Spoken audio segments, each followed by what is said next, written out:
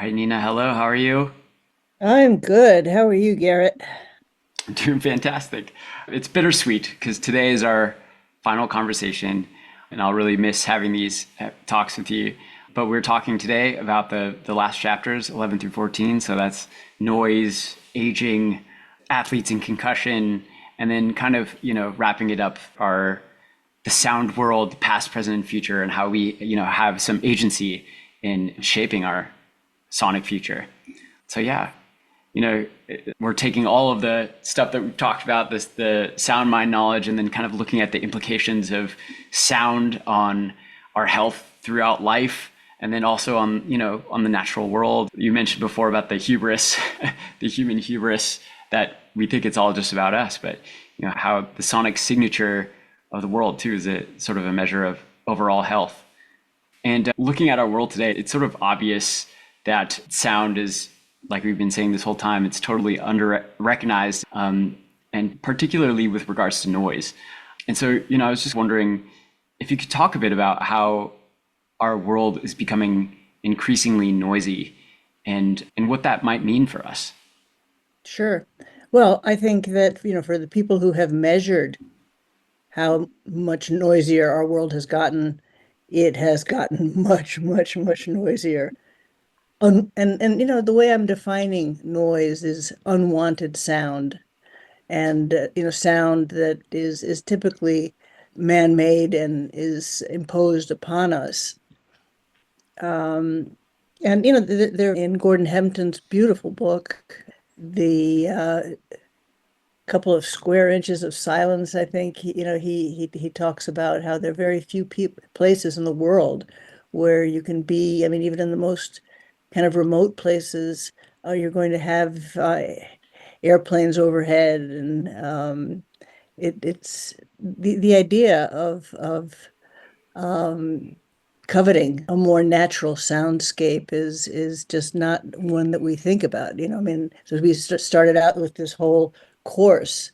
People don't think about sound in general that much because it's invisible, and I think we even less think about all of the noise that is going on constantly and its biological impact, which we know is huge, And I think by now people really do appreciate the fact that very loud sounds can damage our ear. But I think what is really underappreciated is how moderate level sounds can damage our psyche, can damage, our emotional health, can damage our physical health in terms of stress, and also our feelings of not being connected with the world and with each other. So it's really a pernicious problem, and it kind of surprises me um, how deaf people are to this whole idea. I mean, I have this wonderful office here on my back porch, and so often I will just hear these beeping trucks that will just go on for hours and hours and hours, and they're quite a ways away, and so it's certainly not damaging my ears at all, but even if I just completely tune it out when it stops, I just find myself going, whew, like Yeah. there's this constant annoyance that was just going on because sound is our alarm sense, and we are biologically made to pay attention to it, even subliminally. Yeah, I was really thinking about if we were in a world where all the around us, it was just disgusting. All the buildings were like covered in, dirt, they were broken down. We just wouldn't tolerate it. And yet, sonically, that's kind of what's happening. We're surrounded by just like noise pollution everywhere. I remember I rented out an Airbnb for a couple months, and I've never felt so anxious and I didn't know why. And I realized that I was like on a street and my bed was like on the street side. And so I was hearing cars all night and it was like almost like that. I didn't really realize it at first. But I was, I started realizing after doing some sleep tracking that I was like getting up all the time in the night because like these sounds were just like constantly keeping me up. And it's one thing you mentioned in the book, kind of one of the pernicious effects of noise is that it affects our sleep quality as well, which is important for health. It's really important. Yeah.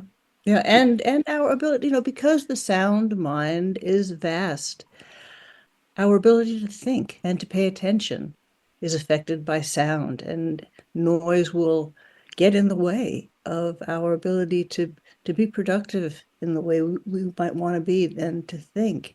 And it has kind of robbed us of our privacy, of just being able to be in our heads without always being brought back to some kind of oral annoyance. You mentioned also that there was a study with kids. I think it was in a school where there was like one side that was by a train, like by the Yeah, train this is a tracks. classic study, and it was done in New York City. And one side was by the train, and the other side was by a field. And they did beautifully controlled studies of this, and found that the kids who were overlooking the tracks did worse academically than the kids whose classrooms, the windows were overlooking the field. Yeah. And one thing that I really care about, and that's becoming increasingly ubiquitous, is just digital noise in the homes from devices. And we've talked about that a little bit, but do you think that there are negative effects that we'll see in the future from all this digital noise that we have? I think we're seeing it already. I think we're seeing it in increased stress levels and uh, every time some device, your microwave or your dryer or something starts or stops, you get these signals, and we are built so that we will orient to those signals. And so whether we're asleep or awake or trying to think or trying to not think, Yeah. this affects us.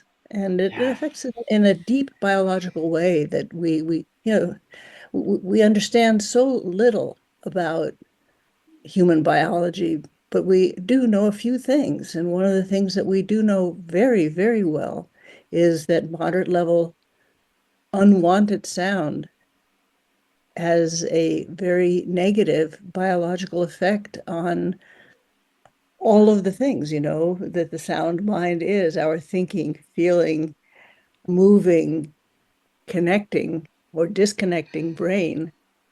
This is enormous. And Yeah. and I'm surprised at how little people care about it. I mean, there's so many sounds that are necessary, and there are going to be some noises. But I know that if we actually cared about it, we could make many of these noises less noisy. Hmm. And, certainly having every little delivery truck, you know, beep and bonk every time it backs up or somebody has left a door open Yeah. is just it's so much of that is just unnecessary. So I think that if we become aware of it, then we ask ourselves, is it necessary? Is the sound necessary? And if it's not, there is something that generally can be done about it. It's so deep, like the way I think about this now from reading the book is like, we have these deep biological expectations. Like our biology expects certain things. And just like when, we have now this epidemic of disease and chronic illness from like ultra processed food, it's like there are these sounds that are getting created that are not what our biology expects. And they have such a great impact that we totally don't recognize. No, that's true. So That's absolutely right. I'm just moving away from the sun because it was in my eyes. yeah, no problem. Yeah, and I just think that this reframe is so important. And one thing that you also mentioned, which really broke my heart, is because I sort of recognize it as being true, is that music, something that is almost expected by our biology in a way, and just, because it resonates with us so strongly, is increasingly something that's getting tuned out as noise. And it's kind of sad because music is so powerful, and it's a powerful therapy for all of these things that we're talking about for language and for health. and yet it's just becoming a background noise for a lot of people. Yeah, Yeah, it's really pitiful. I mean, for you and I, we are lovers of music, and yet there's so many times when, you just don't need or want to have music going on all the time. right. And like you mentioned, and you show many times in this book, noise in the environment, noise outside the brain can cause higher noise inside the brain. And somehow, and we see this in hearing loss and as we age and in dementia and things like that. And yet, it's like both sides, like sound plays both roles. It can be also something healing, like in music. You have this really cool quote that sound is a door to our memory when other connections to the world are erased. This was referring to dementia. Can you talk about that a little bit, this music and medicine connection? Remember, the sound mind is vast. And, one of our cognitive, the very first thing, cognitive sensory motor reward, cognitive involves memory. And the link between memory and sound is huge, for many reasons, but music in particular is very, very memorable and more memorable than speech. And so when you make these sound to meaning connections through music, because it involves so much of what you feel and what you know, those connections are some of the strongest in your body. And so even decades after you have heard the sounds and made those sound to meaning connections, it's just been amply shown that people who are disconnected with the world with dementia will suddenly be brought back into the world through a familiar song because that memory cue is so very, very tight. Yeah, and it's something we can link to in the show notes. Just seeing it firsthand is there's a. I know you talked about this with Ian as well, but like the Spanish ballerina that not talking, not really moving, and then she hears Swan Lake, and it's like, wow, that just you can see that how it just lights up, and there's it just does feel like this really mysterious, magical thing. Really working in ways that we don't expect. Like it's not just a normal kind of stimulus response sort of thing that we might think of. It's really this door to this other way of being with the world, like you were saying. Yeah, Yes and no. I mean, again, if we take as a premise that the sound mind, the hearing brain is vast, it's going to involve the patterned movements that we associated with sound. And, that's something that we do certainly with music and right. with dance. Mm, So it makes sense that these things that you have deeply, deeply learned, these associations between sound and movements of your body are things that are going to stay with you for a long, long time because of that deep, deep connection between sound and memory, and also how our hearing brain certainly involves how we move. right. Yeah. Human brain is vast. Yeah. Amazing that it's like just really connected to everything. But it's so clear in these examples, and It it's is, quite and yet beautiful. underappreciated. So I don't know, I'm hoping, Garrett, that through these interviews and through all of the work that you're doing now and will continue to do, that you will really bring to people's attention the importance of sound and the importance of sound in almost every aspect of life, from womb to tomb, and of health, of medicine, from developmental problems to problems of the older adult. Yeah. Well, that's a great connection because you also speak about athletes and in chapter 13 in concussion. And, sound is also this incredible diagnostic tool, which hasn't been touched on until pretty recently. And so, can you talk a little bit about how you can use the auditory system to look into things like concussion? Yeah, absolutely.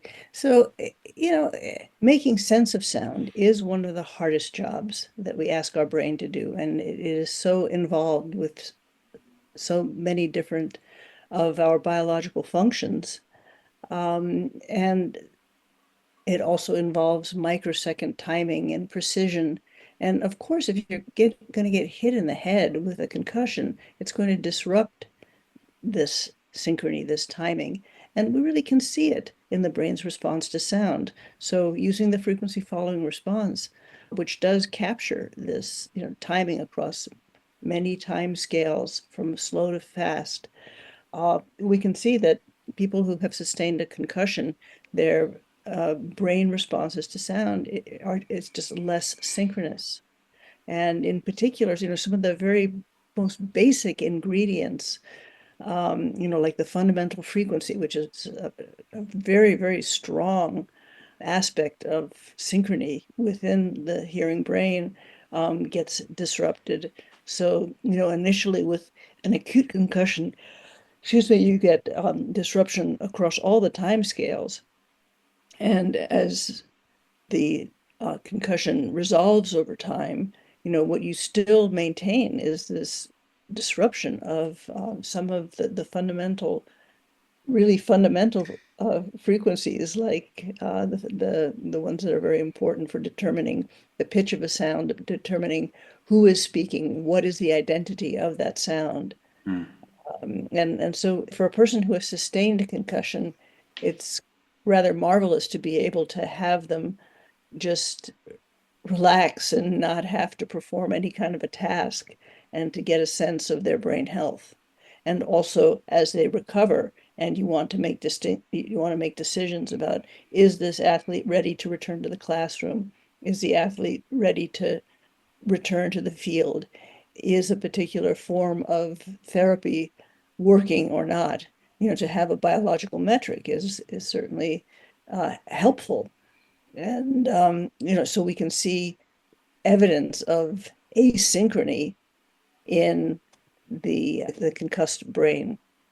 And you mentioned this is a more responsible way of looking at concussion as well, because you mentioned athletes who sometimes, because they want to play and there's this culture of, just tough it out, they will sometimes fake the baseline of their test so that, if it's something that they have to do intentionally, then they'll show that they're passing. But this is a biological signal that you can't fake. So it's pretty cool. And you also talk about how there are another thing that just shows how connected everything is that athletes show better auditory processing, but in a different way than musicians and bilinguals. Can you talk about that a little bit? Yeah, I think one of the ways in which the athlete brain is distinguished is in, we talked about noise and background noise. And there's always this electrical noise, which is not synchronized. You might think of it as static in the brain. And the athlete brain has an unusually quiet brain, so that, you can imagine that being able to process anything is going to be easier and stronger to do if you have a background of less noise than if you have a lot of electrical activity. Right. Yeah. So you can increase your sound mind, your auditory processing skills in a bunch of different ways. You can, yeah, through athletics, you reduce the background noise, and then also through musical training and learning different languages, you can, yeah, increase the signal. Yeah, which is why, when I wrote this book, I was thinking, well, this is all so obvious. I mean, just listen to your mom, just live a well-balanced life, learn some things, learn some skills, practice your instrument, learn some languages, move your body. These are important things. And Yeah. it turns out that they have biological consequences. And of course, we know many of these biological consequences, but people haven't thought of the biological consequences on the sound mind or on the hearing brain. And these are really quite apparent. Yeah. Yeah. I love how you're changing the paradigm here because, like we mentioned in the past, music education is just has been under attack, and all these things that you can't see, right?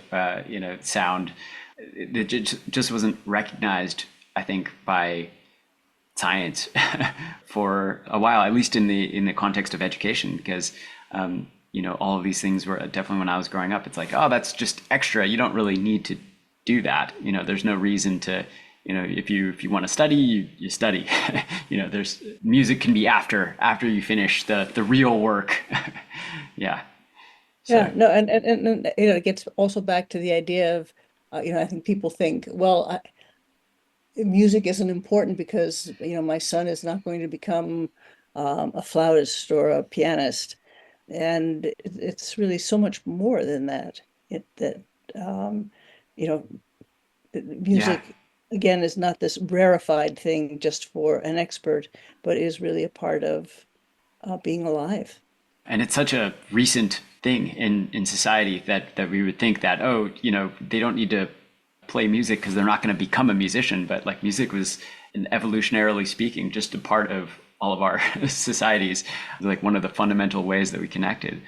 Yeah, but Garrett, you talk as though, people have figured out now that music education and it is important. But, yes, some people have, but in the mainstream, I don't really think that it is acknowledged to the extent that you and I know it to be true. Yeah, no, you're absolutely right. I'm in a little bit of an echo chamber now, talking with you and all of these people that are really interested in music because they tend to want to listen to this stuff. But yeah, the broader field of education definitely hasn't embraced this. Yeah. Yeah, And interestingly too, the idea, for some reason and for some pretty good reasons, people think that it's important for children to learn how to read. And so resources are put into reading readiness programs and ways to help children read. And, the connection isn't made between reading and music, and the fact that language and music are so very interconnected. And actually, you can strengthen a child's language skills through music by, not just by making them learn about music, and that it could be a more cost-effective and certainly more fun for the student way of making them better readers. absolutely. Well, I hope this gets through to some folks in making policies in education because yeah, the evidence is there. And there's just so many connections we've made: the language music connection, hearing and language development, biological basis of hearing at all, talking about the electrical signals. And, because we've kind of covered so much ground, if kind of in summary and wrapping up, if you could just leave us with a point or something that you want to leave us with through some of these main topics. And the first one might be, with this changing of the paradigm here, with the ideas about sound and our relationship to sound. What do you want people to remember about the sound mind? What's something that you think Well, should I, take away? I would like people to remember a couple of things. I think, one is that sound and the sound mind and the hearing brain really does involve so much more than the ear and then um, just the processing of sound in a, oh, I heard the sound way, but rather that it does engage our viscera and our emotions and our thinking and our memory, all of these things. So, I really would like for people to realize what a powerful force sound is in our environment, and consequently to really think about making choices. Because the other important thing that we know is that the brain changes with experience, and the sound mind certainly will change. The languages we speak, the music we make, all of this changes how our brain processes information. And so knowing this, we can make better choices, I think, for ourselves and for our family members, for education, for society. I think it's very important to think about how we spend our time, because we have a certain agency. We can choose to do one thing over another thing. And I think Yeah. having some biological knowledge of how the sounds in our lives influences us, it can help us make good choices for ourselves and the various people that we come in contact with. Yeah. As much as we live in a world that makes it difficult sometimes, especially with our attention getting pulled in many directions, kind of like the siren song. You mentioned the siren song. But this reframe is really beautiful, that we have agency and we have choices to make. And when you can, it's funny, I'm using the analogy of the visual analogy, but when you could see the effects of the sound mind through the lens of the sound mind, it lets us make more informed decisions that can enrich our lives. Because I've certainly found that this reading this book has changed a lot of how I think about sound and my relationship to it, and it's really changed how I live. So yeah, I think that's very beautiful. And this is also true thinking of speech therapy more, but in development, you talk a lot about sound and in development. Maybe can you touch on that a little bit? How does the knowledge of the sound mind give us early clues to maybe potential difficulties in development?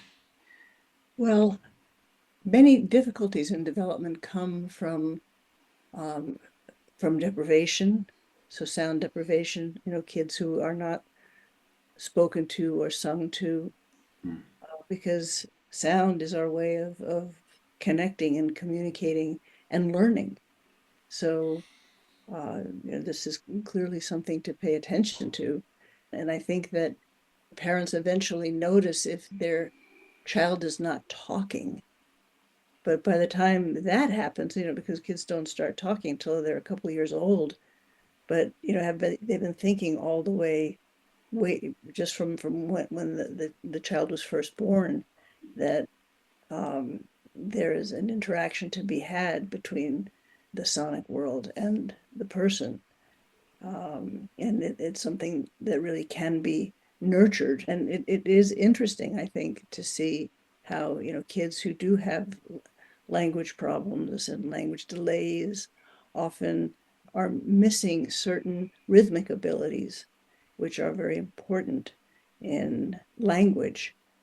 Again, it's not something that is often thought about in language, but the rhythm of speech is so very, very important for getting whatever it is across that you're trying to convey in Latin, through language. So Yeah, I think I don't know if that's what you were. absolutely. No, yeah. No, I was also thinking of how the kind of the bias for thinking about language as just coming from the mouth. So, like, oh, they're not speaking, there must be a problem with the mouth.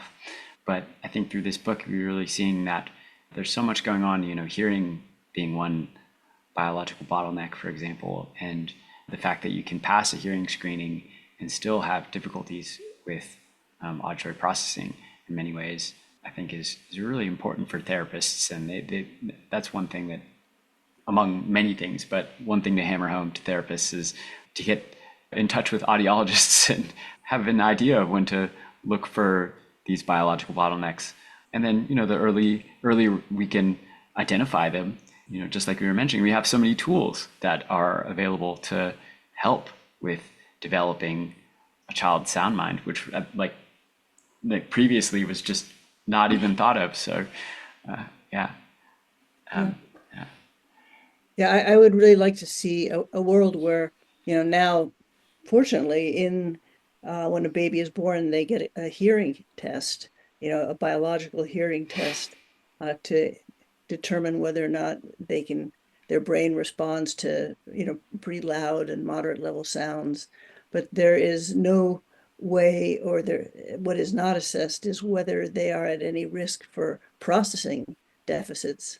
And certainly, one could add that to a biological hearing screening to be able to identify who is likely to struggle to learn to speak or to learn to read later on, way Yeah. before any of that happens. Yeah. So this is something we've talked about probably every episode, but music is one of the best things for the sound mind. And maybe we've said it all, but is there anything you wanted to add about the music sound mind connection? I think we should make every effort possible to make music and to make music really a part of a way of life and not just something that you do, at certain specified times, but rather, in so many other cultures, it seems as though music is just something that is a part of everyday life. And so if we were freer, I think, with singing songs and with communicating through music, I think that we would be better connected. Yeah, yeah, beautiful. This sort of left brain modular thinking of like music's over here, speech is over here, even just that, um, I think is sort of a symptom of the modern mind or something. Music really enables us, I think, to view ourselves and our environment more holistically because music does involve so many different aspects of the sound mind.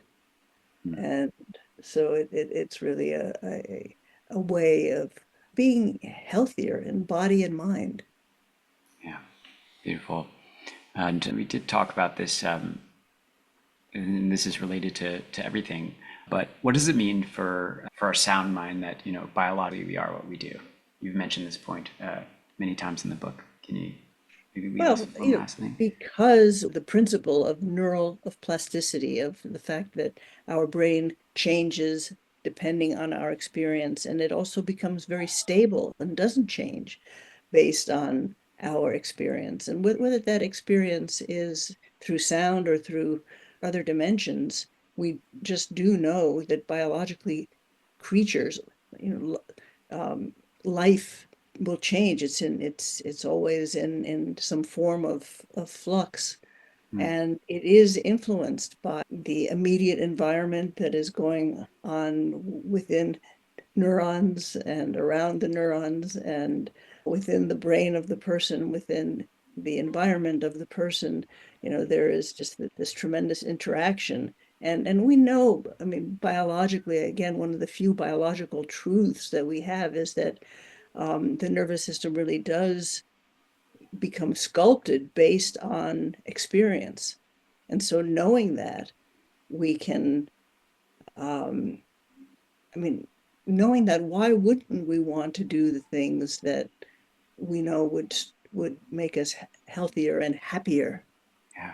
And one thing that I just keeps popping up in my head as being something so deep is that when you're searching for these differences from kids making music, they didn't pop out as much after 1 year, but after 2 years, you really saw these very deep changes in even subcortical processing, right, of sound. And I just thought that that was an important truth that these things that we do consistently, habitually, they will change how we relate to the world in these very basic ways. And so if you're starting to make music and you feel like nothing's changing, like don't lose heart. It does take time Yeah, to. I'm glad you brought up the time scale, Garrett, because I think it's important that we realize, and it's good that I mean, our brain does change kind of every moment based on what's going on in subtle ways. But in terms of the profound ways that we are and that we might, think about in terms of your personality and my personality and your sonic personality, my sonic personality, the kinds of responses that we can get from sound, even that are really strong, that happen even when we're asleep and not paying attention to them. These kinds of changes take a long time. Yeah. And I think we are encouraged in our culture to be looking at, we want things that will change quickly. We are looking for something in our diet that will make us feel better tomorrow. We're looking for a pill that will make us feel better in 20 minutes. But really true fundamental biological changes and true skill and true deficits Yeah. are progressive. They happen over time, and we know this is how the biology works.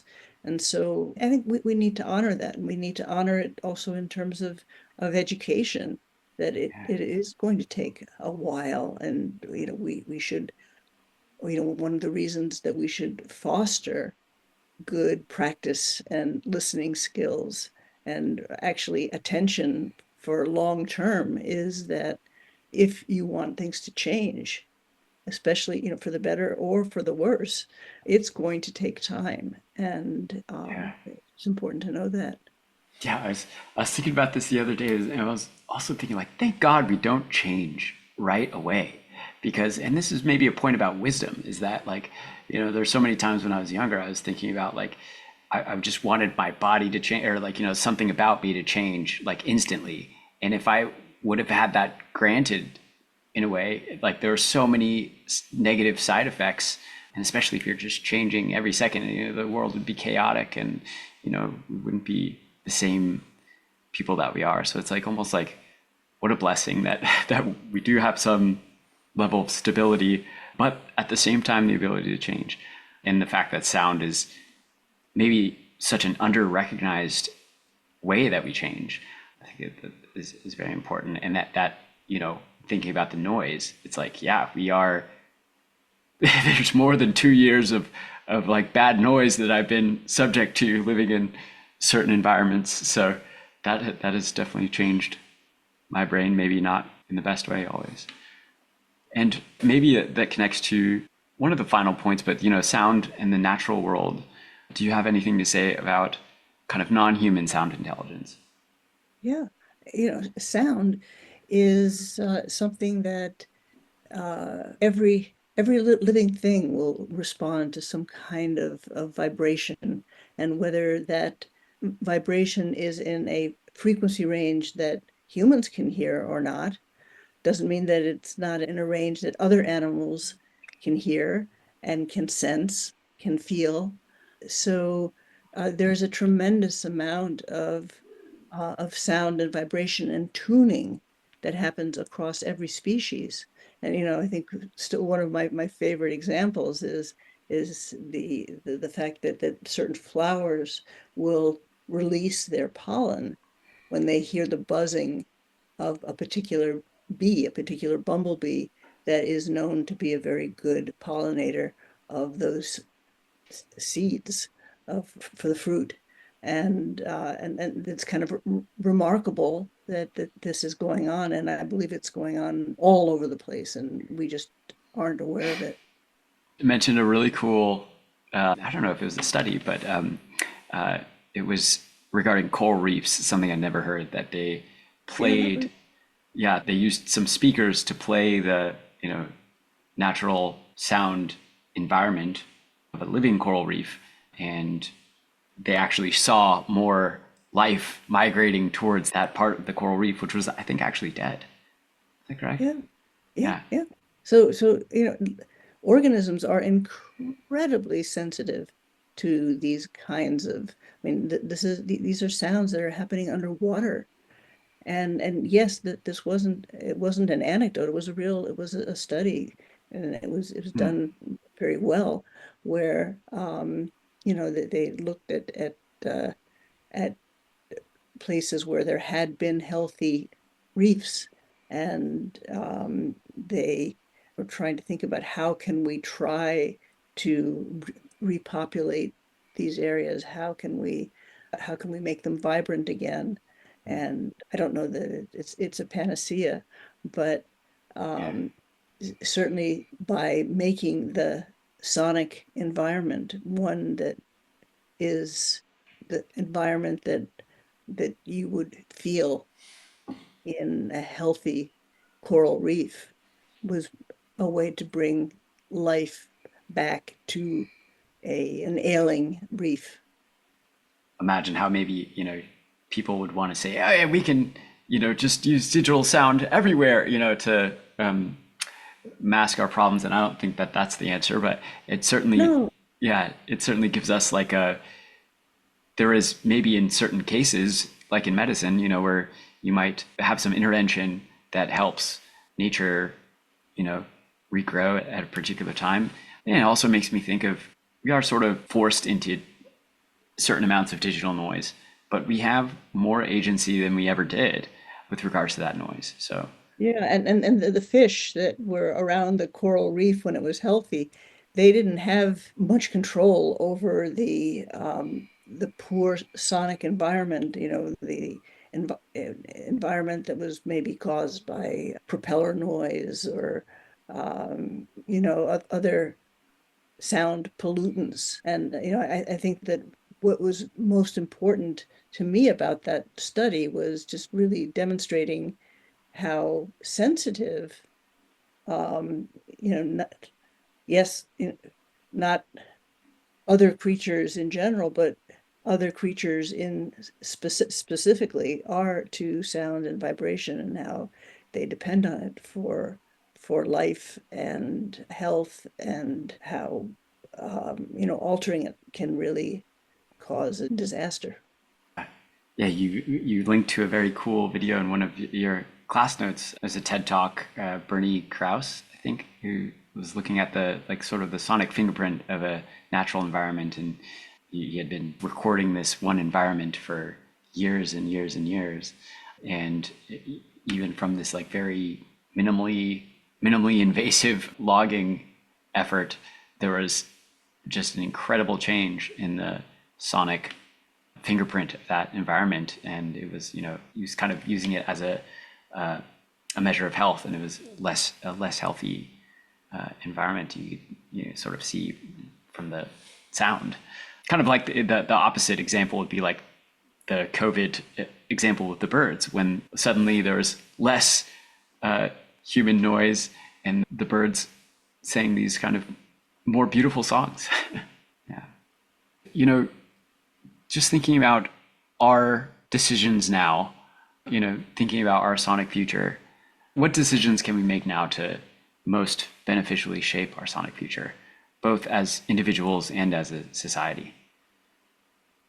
Well, I think being aware, just as you were talking about the experiments that Bernie Krause was doing, we have more evidence than ever that sound, for better and worse, affects living things. We really have a lot of evidence that tells us this. Why ignore it?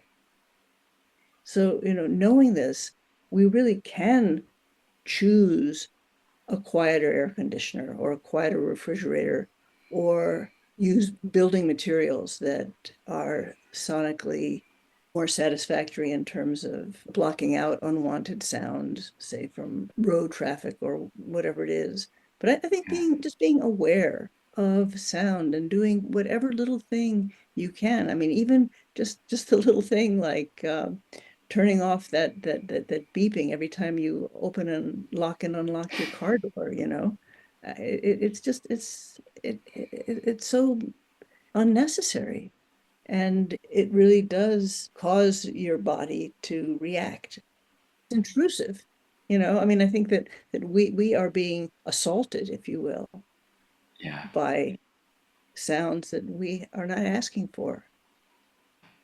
There's this thing in music therapy, they call it the ISO principle. They have tried to figure out the most effective way to shift people out of certain emotional states.